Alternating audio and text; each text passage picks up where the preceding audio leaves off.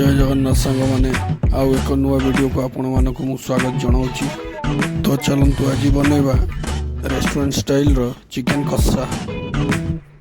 Chicken कषा पई उपयुक्त सामग्री गुड़िक है आपणकर किछि बोन पीसेस, अदा रसुण पेस्ट, हल्का तेल, चॉप कर पियाज, टमाटो, अदा रसुण, पियाज एवं काजू पेस्ट। चलतु चिकेन कषा बनैबा स्टार्ट करिबा। प्रथम एक फ्राई पैन गैस चूल्हा ऊपर बसई गैस टी को जलाइबा।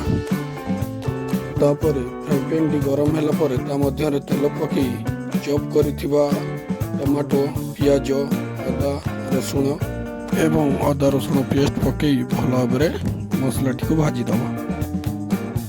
मसला टी भल भाव भाजी हो गला पर ता मध्य आमे माने किछि गुंड मसला ऐड करिबा, जेपरिक हलदी, सुखिला लंका पाउडर, जीरा पाउडर, धनिया पाउडर, किछि काश्मीरी मिर्चा, मात्र चीनी एवं स्वाद अनुसार लुण दे मसला टी को भल भाव मिक्स करदबा। मिक्स करने समय मसला टी जली न जीवा पई ता मध्य किछि पानी आमे माने ऐड करिबा। मसला टी भल भाव फुटीगला पर ता मध्य पेस्ट करा जाइथिबा पियाज एवं काजू को ऐड करिबा। पियाज और काजू पेस्ट ऐड कर सारिला पर आमे माने मसला टी को भल भाव कषि दबा एवं आमे रखिथिबा चिकेन गुडी को भल भाव ता देहरे ऐड करी मिक्स करि दबा।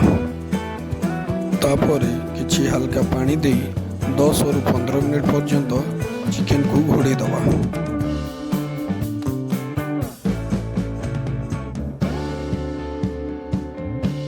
10-15 मिनट पर घोड़णी काढ़ी चिकेन टी को आउ थे भल भाव मिक्स करदबा।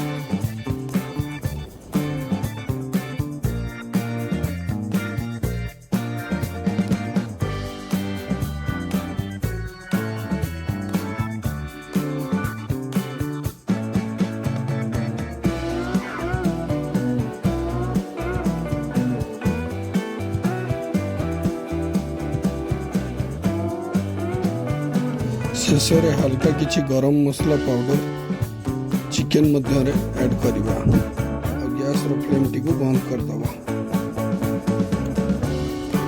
रेडी हो जाइछि हम चिकेन कषा। एक पात्र मध्यम रे काढ़ी ताकू किछि धनिया पत्र गार्निशिंग करिबा।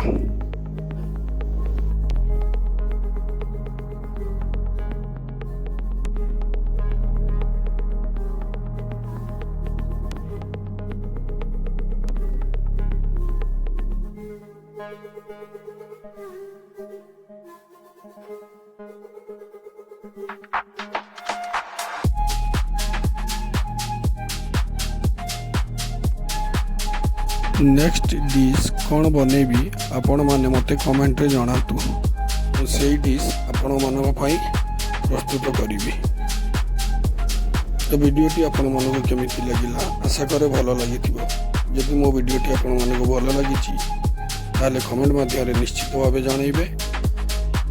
जदि आपण मो चैनल रे नुआ ताले चैनल टी को सब्सक्राइब करी पाखरे थिबा बेल आइकन को प्रेस करी नोटिफिकेशन ऑन कर दियंतु, जा फल मोर नुआ वीडियो अपडेट आपण मानक पाखक पहुँची जीव।